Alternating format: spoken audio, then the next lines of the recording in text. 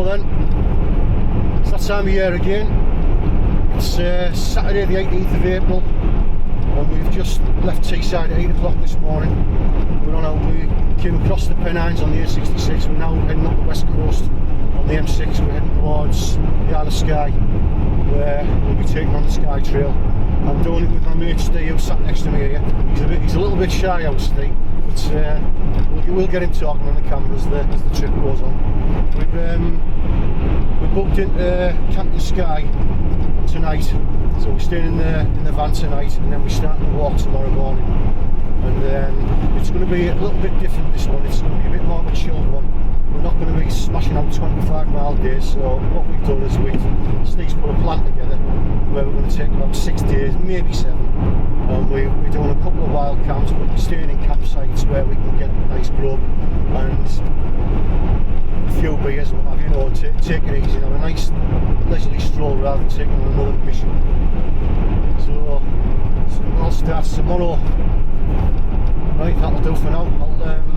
I'll get back to you when we get to the Isle of Skye. We'll have a look around the campsite. See you in a bit. Now then, it's now Sunday the 19th of April. It's just before 7 AM. We're just waiting for, you're not allowed to move your vans till 7 AM on the morning, so we're just waiting for 7 o'clock so we can get the van moved into the car park. I'm actually on Camp in Skye, which is a campsite in Broadford.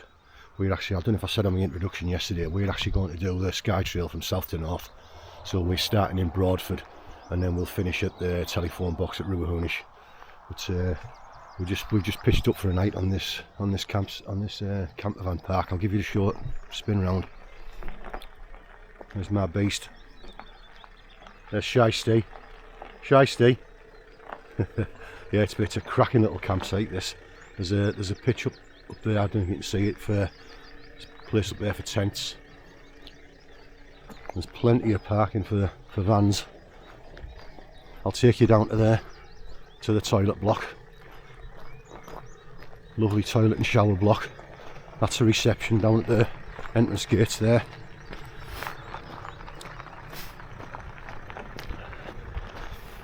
It's all your recycling, your general waste bins, 2 drinking water taps, and then this is the toilet and shower block.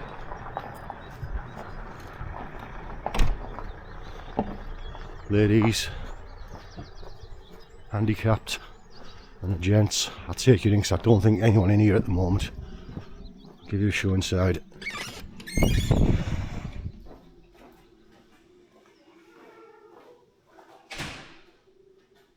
It's all toilets, hand washes, it's spotlessly clean.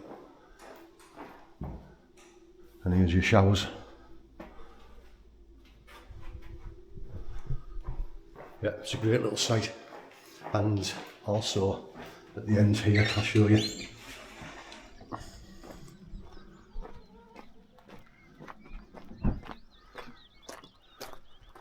That's actually your service building where you've got all your grey water and your Yeltsin dumping point.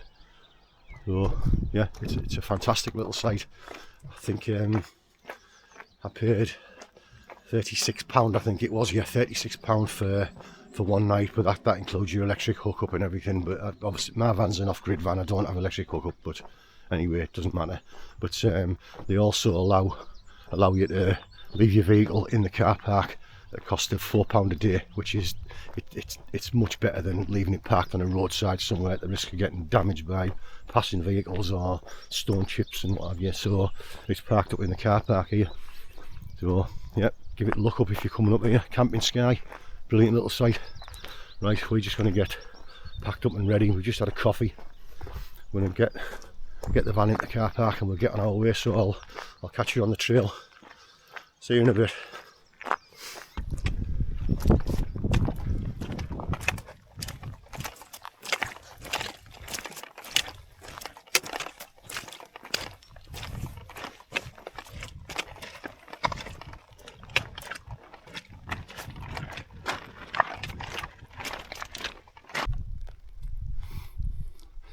Right, we've just started our descent down to the coast. We're just over 5 miles in, and we've just come to an old village. It's well past its best now. And there's a little story behind this. The village is actually called Borag, I think it is, something like that. And years ago, the laird of the land decided that it would be more profitable to chase all the people off and put sheep on there. So that's what happened basically. They were all like crofters and fishermen, that sort of thing. And basically they were just evicted so that the owner could put sheep on the land. Sad. Very sad. And it started raining. Right, see you in a bit.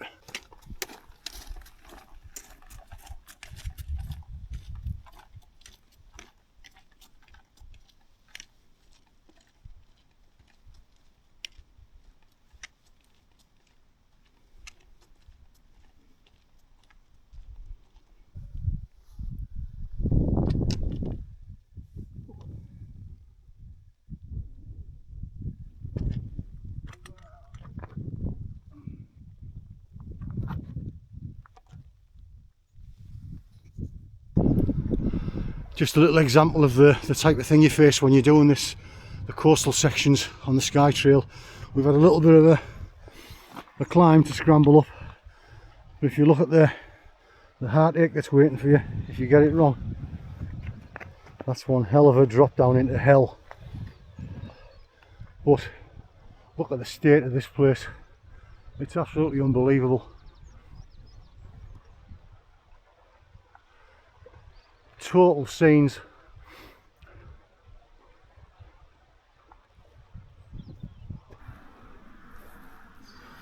Now then, it's actually the end of day 2. I didn't get a lot of filming done yesterday because the weather just turned horrendous on us. It poured down. When we set off, first 5 mile, we bashed that out in probably 2.5 hours, something like that. We were flying, and then when we hit the coast, just after that little abandoned village that I videoed, we started tackling the coast, and it was really rough. It's all rocky and craggy, and most of the rain had started, and it was slippy as hell. So it took us, I think, the next 4 miles took us 3 hours, 3.5 hours, I think it was. 4 miles in 3.5 hours. It was absolutely brutal. And then after that, we turned and we ended up road walking, and we road walked for miles. We got to about 10 mile and I hit a wall. I felt awful, and I struggled for a couple of hours, but anyway, we pushed on, and then after a few energy gels and a few bits and pieces, a bit of food, I started to feel better again, so we kept on going. But I did say in my initial introduction that we were going to take it easier on this trip, not smash out 20 odd mile days like we normally do. No, that was our plan. So at like 15-16 miles we started looking for a wild camping spot, but we hit what I can only call residential areas, not like housing estates, but every 50-100 metres there was a cottage or a bungalow or a farmhouse or something, and it was all down these roads that we were walking. And it was 22.7 mile before we found a wild camping spot, so it ended up being a brutal day anyway. But anyway, we pitched up last night, got up this morning, and it was supposed to be three nice days, sunny weather, but it was a bit overcast. Anyway, we got going, and I can only describe it as, when we started, we were just traversing cliffs on the coast, and some of them were sheer, and we were literally walking on a 18-inch wide path, slippy rocks, mud.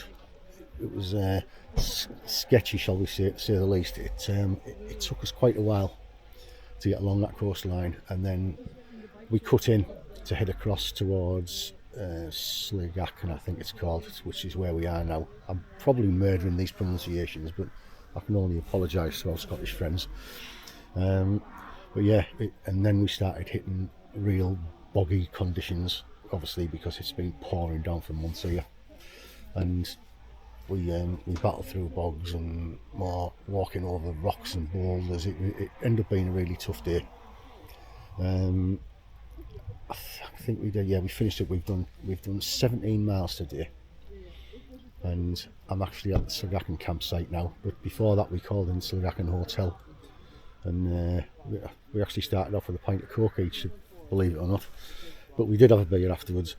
But we had something to eat in there. Steve had this like haddock chowder, and I had a traditional Scottish stovies, which is like a traditional stew, and the food was absolutely fantastic. So if ever you're on this trail, get yourself in there and get a meal. When we were coming across the top of the day, I actually bumped into Andy from Backpacking UK, for those of you who watch the backpacking channels on YouTube, and I've got to say, what a lovely bloke he was. He had all the time in the world for us. He stood and chatted to us for about 10-15 minutes, and he's a lovely man. So get on his channel, show him a bit of love. Yeah, so that's about you brought up to date now. I filmed a couple of bits yesterday, but I just put the DSLR away because it was pouring down, and that's not waterproof. I still had this action cam, but I didn't film a great deal. It was just poor conditions, really. I've filmed a couple of bits today, but obviously I'm doing this at the end of the day. But I will put this in at the beginning of the day, and a couple of bits that I've filmed I will put in after this. But there's not a lot, but hopefully the next couple of days I'll get some filming done and show you. But we're actually heading to Portree tomorrow, and then we'll be heading up towards the Trottenish Ridge and Old Man of Star, the Currang. That's where we're heading to for the next 2 or 3 days. So hopefully we'll get some really nice footage and try and make a decent video out of this, because at the moment it looks like it's going to flop. But hopefully we'll figure something out. So anyway, I'll call it a day for now, and hopefully I'll bring you back for some more action tomorrow. See you later.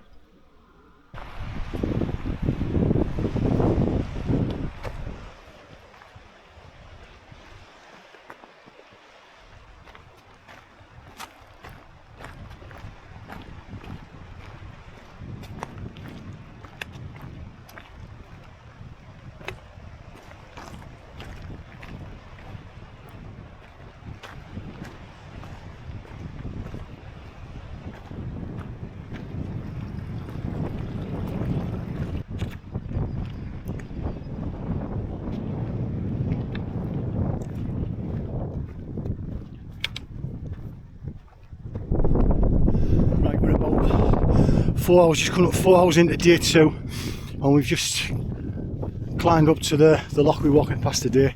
We've got some impressive mountains either side of us. This here, that is the Black Culling Range, and that there, around there, that's the Red Culling Range. It's been tough going this morning. It's been like, we did traversing round cliffs first thing, and it took us 3.5 hours to do about 4 mile. It was quite tough. Lots of rock, lots of walking on loose rock, and some of it was sheer cliff edges, and it was a 18-inch wide patch. It was quite sketchy in places. And when we got down from there, we got down to ground level, and we started to cut across it the way we've just been crossing bogs for about an hour and a half. It's been crazy, but we've hit a better path now, so hopefully this continues and we'll be able to grind a few miles out. But that's a little update for so far today. And oh, by the way, the weatherman said we were going to get 3 or 4 days of lovely weather and sunshine, and it's pouring down again. So that's the update. Right, I'll see you in a bit.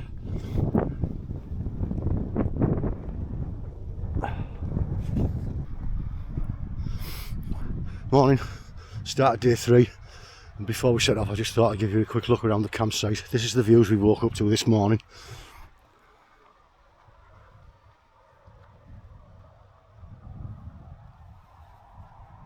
It's been quite busy here. That's Man Steve's pictures, and in the background over there you can see the covered area, it's a seating area. Next to it there's a taco van. I didn't bother last night, but Steve had some and they looked absolutely beautiful. And next to it you've got the shop in the middle, which sells those little essentials, cans of beer, cans of pop. And you've got on the right hand side you've got the ladies' toilets and showers, left hand side's the men's toilets and showers, and that new building that's being built is actually the new laundry room. So eventually there'll be drying rooms and what have you for washing and drying all your kit. And then obviously there's the camper van park.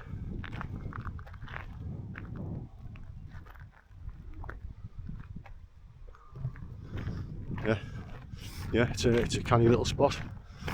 Got a comfortable night. It got a bit cold last night though, but obviously because it looks like it's going to be sunny today. The skies cleared last night and it got quite cold, but we coped. We've just got to drop the tents now. We'll be on our way heading towards Portree.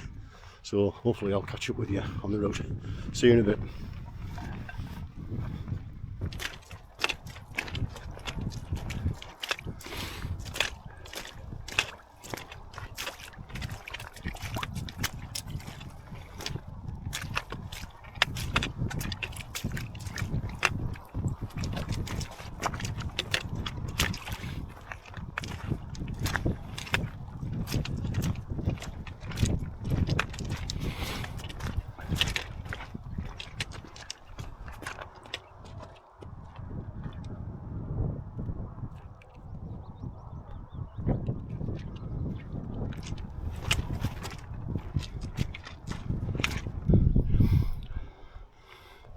Right, we've just put about, how long?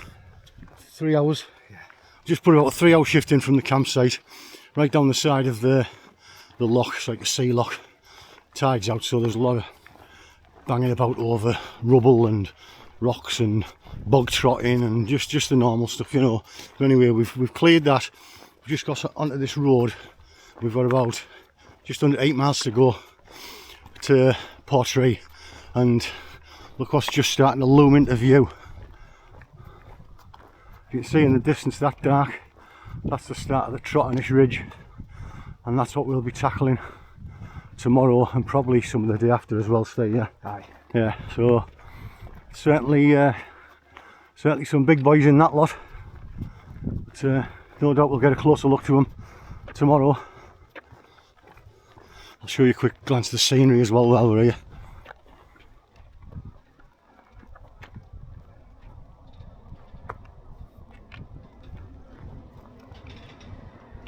It's absolutely gorgeous today. A bit overcast this morning. The sun's starting to break through now. Hopefully it stays like this the rest of the day. Right, I'll get going and I'll see you in a bit.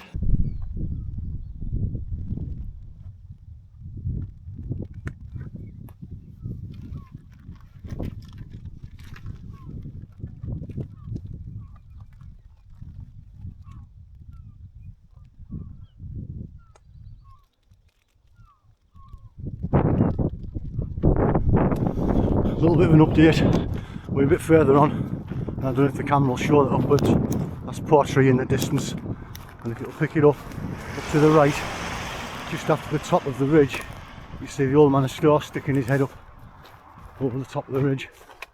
So that's where we'll be heading. We're going to actually get to Portree and get something to eat and stock up at the co-op, a few bits and pieces.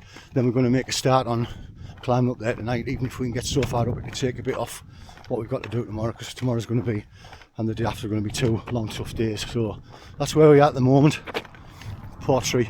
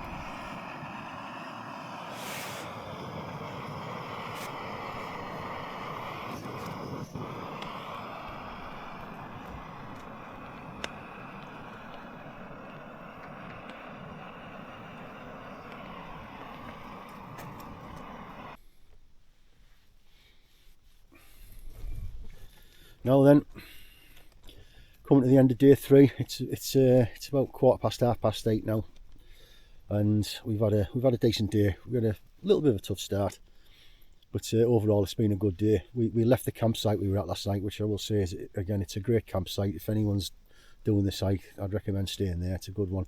And like I say, the hotel over the road, they do lovely food and good real ales, craft beers. So anyway, this morning we set off, and it was a bit of a rough start. It was you camp next to a tidal lock, and the tide was out, and there was like water runoffs and all sorts. So we had small little river crossings and lots of pebbly and rocky, large rocks and slippy rocks and that. But anyways, we got going, we got past all that, and then we had another road walk, fairly long road walk into Portree.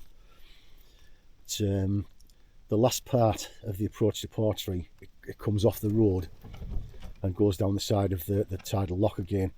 And to be honest, I wish we'd stayed on the road. It would have been easier, because that turned into a bit of a grueler. But anyway, we got to Portree about 3 o'clock this afternoon, I think, and we grabbed a bite to eat, grabbed a few supplies from Tesco's, and then we decided to try and take a bit of a lump out of tomorrow's climb. So what you've got to do, climb out of Portree and then head along the top of the till you reach the start of the Trotternish Ridge. So what we did, we've done about 3 miles out of Portree, and we've got to the top of the first part of the cliff faces that look over Portree. So we've taken about just over 1,000 feet off tomorrow's ascent, so which is a good start. And we've checked the numbers that we've done so far, and I've got a funny feeling when I last updated I may have got some figures wrong. So what we have is 22.3 on day 1, 13 on day 2, and 15.7 today, which is 51 mile. So that means we've got 31 left.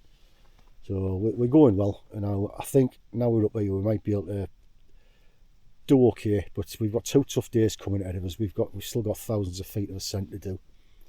So we don't know how far we're going to get tomorrow. We're just going to get our heads down and see how far we can get.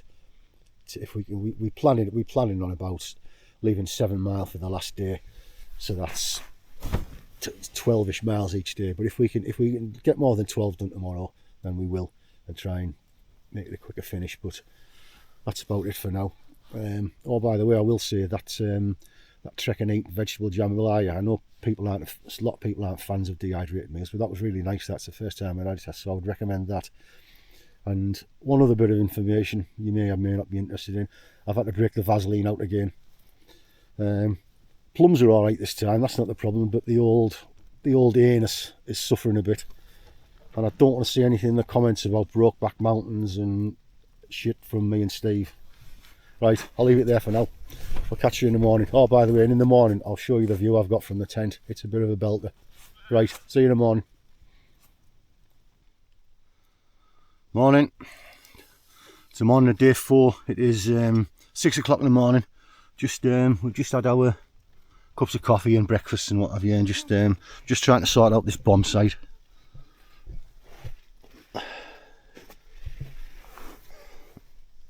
But it's just standard that, it's every morning, it's the same. Right, I did say last night I'd show you the view from the tent, so this is my view.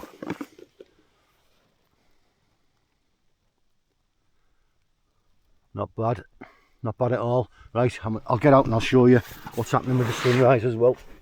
2 seconds.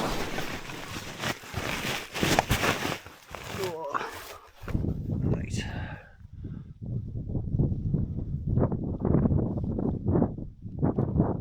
That's what we do it for. Look at the state of this place. Absolutely garbage. That is absolutely stunning, isn't it? I'll take you down to the edge. Mandy will kill me if she sees this, like, but she also says don't do anything stupid.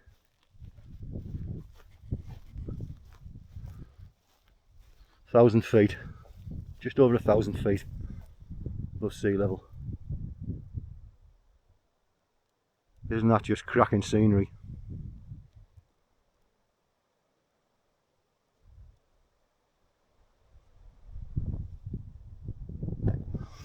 Right, I'll crack on. We'll get everything packed away and we'll probably be off in the next 20 minutes or so. Get everything packed, get the tents dropped and on our way. Right, I'll get back to you later. See you in a bit.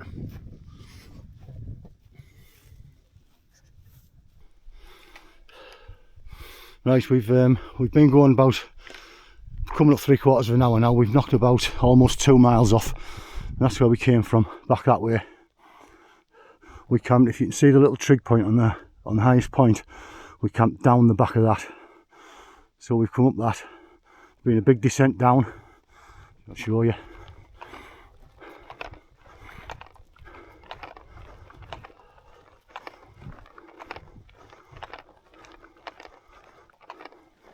That was a descent down this side. Then obviously we've just done the climb up here. We're on our way across now. And the reason I want to show you is because in the distance, which is where we're heading to, I'm sure the camera will be able to pick this up, but in the distance there you can see the Old Manor Store, which is the pointy rock on the right hand side of that cluster of cliffs. So that's where we're heading to next. And look at the state of this morning, isn't it gorgeous? It's absolutely stunning out here.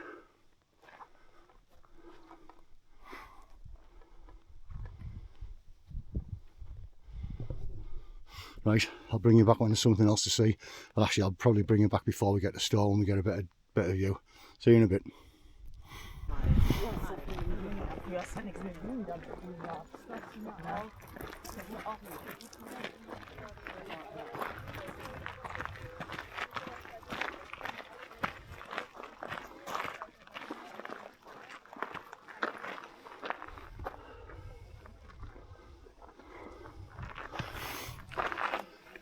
Quite a busy spot, this one.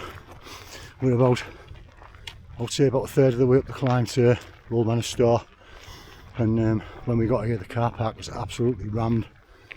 It's absolutely full of humans, as you can see. It's just a procession, one after another. Car park's rammed, they're parked up and down the roads on both sides. Car park where the snack shop is, that's rammed as well. But that's what it's like. Right, well, I'll bring you back when we get the Old Manor Store and show you, have you a little look around up there. Right, see you in a bit. Right, we're almost at the top of the climb now. We're actually at, as you can see, there's the Old Manor Store. Up there. On the top up there, that's the store itself, the summit. See the distance we've put in there, it's been brutal climb. That's Needle Rock. And what we're doing next, we'll be heading around this way and climbing up onto the ridge. But if there's anything more interesting there, or if I get better views of this place here, I'll film it. But as you can see, it's absolutely stunning place. Rock formations are amazing.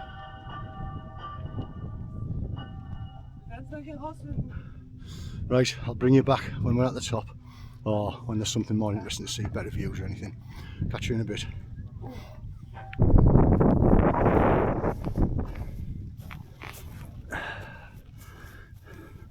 Boom! That's Hartaval, 679 metres. Look at the clip of this.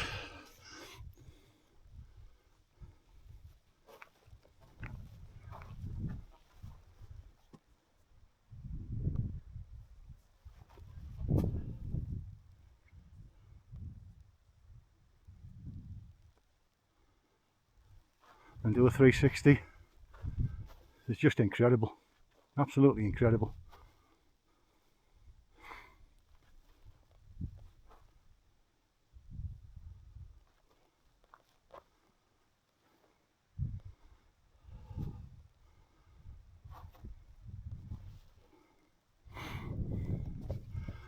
Unbelievable views, absolutely unbelievable. We're going to take another break and I think we're going to push on. We're going to try and get another descent and ascent out the way, and that'll take something off tomorrow's walk, because tomorrow's another big grueler as well. So if we can eat in tomorrow's route, then we're doing okay. Right, I'm going to get my breath back and I'll catch up with you later. See you in a bit.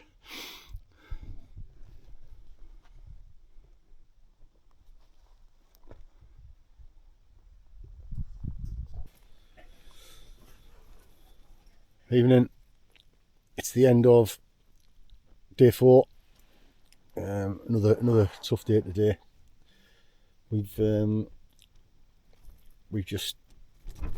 managed to do like we did yesterday. We've managed to do an extra descent and ascent to nibble a bit out of tomorrow's graft. We've summited Heart of Val, I think it's called, and we've pushed on about just under 2 miles from that. So we've nibbled into tomorrow's. Today's been a tough day. We've done 3,000 feet of ascent, 2,000 feet of descent, and it's around about 13 miles we've done today. So that leaves us around about 18-19 miles, something like that.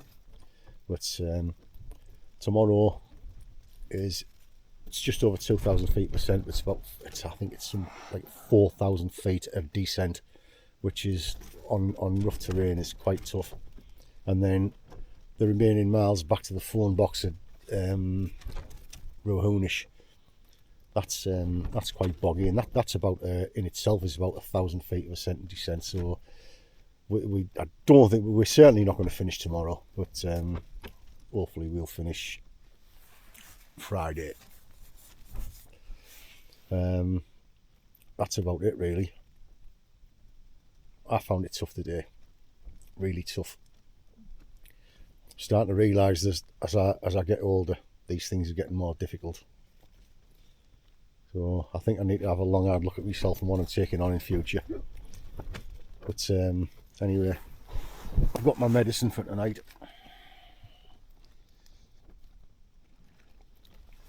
Steve and I have already had a wee dram of his. Steve likes his bourbon, I like my scotch, so we've had a shot of his bourbon, and I'm gonna have a little nightcap myself and mine. So that's about it for now. Hopefully we'll get back to you tomorrow. Thanks for watching.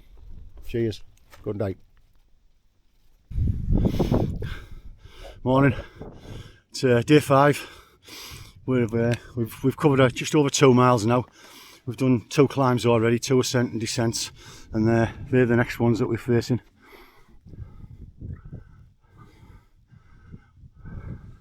And we're a few more to go yet. There's a few more ascents and descents to do today. There's quite a lot of descent today, but we're getting on with it. And that's about all this report at the moment. It's just going to be another day of graft. But hopefully we'll get to the Kerrang today. Might be able to show you that if we're on the right side of it. Right, anyway, I'll get cracking. See you in a bit. Right, I've lost count of the amount of ascents and descents we've done today now. It's about 11 o'clock, is it? Around about 11 o'clock time, something like that. We've come right across all of them ridges there. It's been a tough old graft. And what we've got next is down here, up the other side, along the top of them ridges there, and then them little sticky up rocks you can see in the distance, that's the Kerrang. So at that point, just around from the Kerrang, that's where we start to descend, and then we're basically just up onto open grassland and moorland. That'll be the doorbell. Right, I'll let you go. See you in a bit. We're getting close to the Kerrang now. That's the last climb we just did was an absolute beast, but we're over it now. Oh, what a growler it was! But we're getting close to the Kerrang. You can see it over there. I think we're, what you reckon, Steve? Yeah. 2 hours away, something like that. Yeah, maybe 2 hours, something like that, and we should be there. And then we'll get some close-ups of it. Right, see you in a little bit.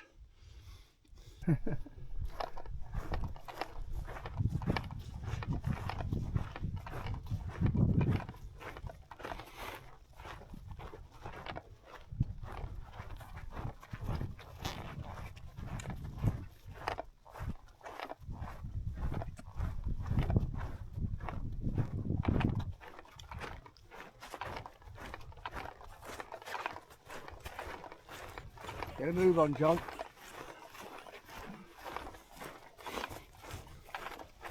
If you don't bust a kneecap, old bastard.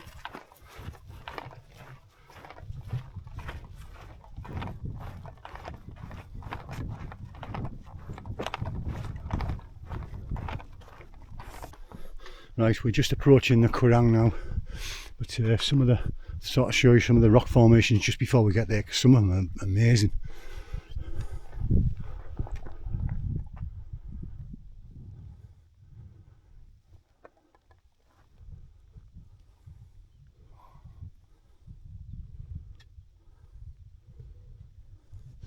And hopefully we'll get better views from when we get to the top, different angles on them all. I think there's formations ones. I think that one's that one there is known as the prison, I think.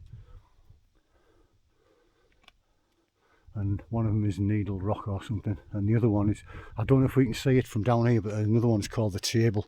Apparently it's a large, perfectly flat piece of rock, but we'll see that when we get to it, if we can see it. Right, you'll see when we get at the top up there. Right, we've just got round the backside of all these rock formations on the Kurang, and I think this is what they call the Table. All kinds of shapes and sizes in these rock formations, but we think that's the Table.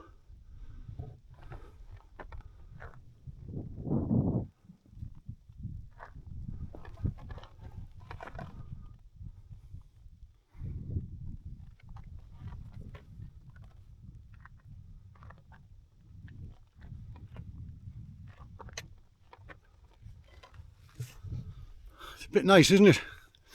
Right, we're just about done. Time to head down to the finish line now. Right, see you in a bit. Well, that's it. Adventure complete. The victory dance. Cheers. There you go. Till the next time.